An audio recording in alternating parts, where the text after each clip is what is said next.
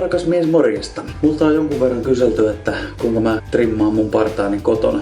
Ja mä ajattelin nyt näyttää sen teille. Tää ei oo siis nyt mikään opetusvideo niinku oikeaoppisesta naaman sheivaamisesta tai jotain muuta.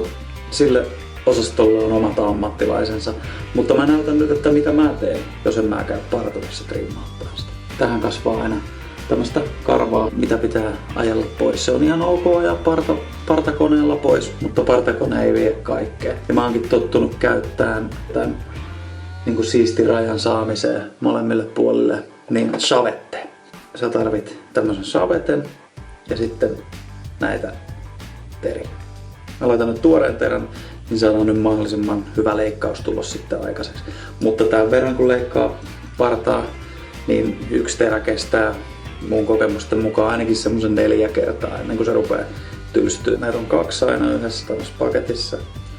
Voi katkaista valmiiksi tuolla sisällä. Sitten asetellaan terä paikoilleen. Pistetään. No, nää opetetaan teille muissakin videoissa, eli ei lähdetä, älkää kattoko liian tarkkaan.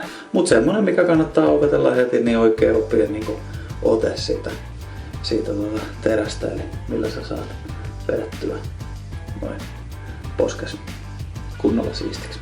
Kannattaa olla varovainen, tää on todella terävä.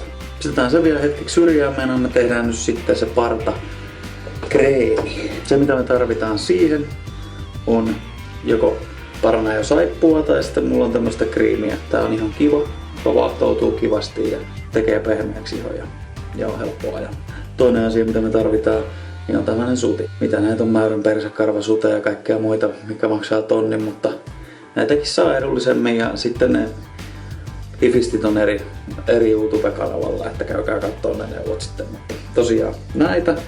Ja 3 tarvitaan, niin ne hifistit tarvii sen kupin. Meillä on tässä kämmen. Eli laitetaan vähän kreemiä tuohon kämmenelle. Pistetään vettä siihen. Sitten vaahdotellaan. Ihan saa kunnon vaahdoksen laittaa.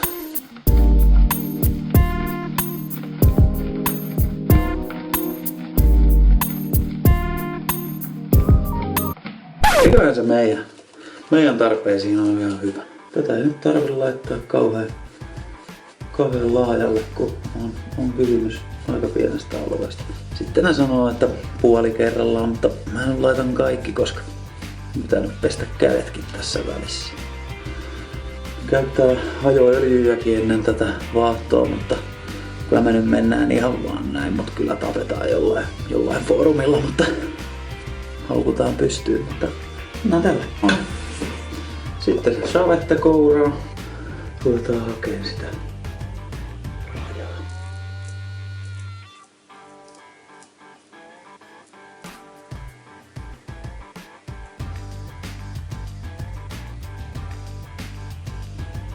Mistä tuon kummempaa tarvitset tuolta ylhäältä vaan loput pois.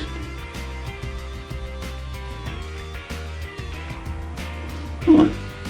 Nyt on ajettu. Sitten puhtastaan naama. Noin.